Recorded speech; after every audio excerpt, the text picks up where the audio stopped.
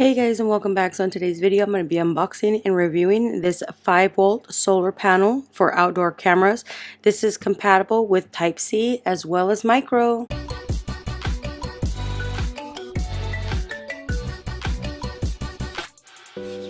Alright, so today we've received our solar panel. This one is offered in several different choices.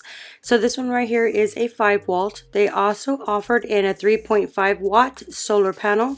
You've got the 5-volt in the white color.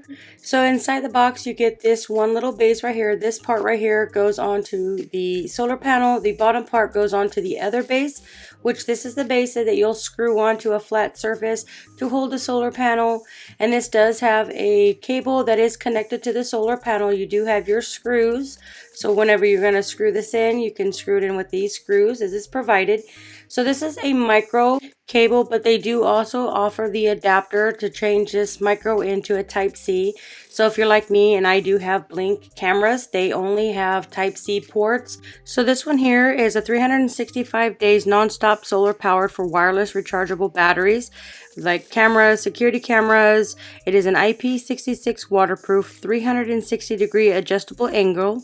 It is a solar panel and it has a Type-C port with a attached adapter, which makes the Type-C because it is only micro. It is high efficient continuously solar power for outdoor recharging battery. Or if you use a security camera, it should automatically charge up your security camera. So right here is the adapter. This adapter makes the micro into a Type-C. So you just pop it in on the top. And then it is super easy to put it in just like this. And so now your micro just turned into a Type-C. So if you're like me and you have cameras that uses Type-C ports, this one here is a great adapter.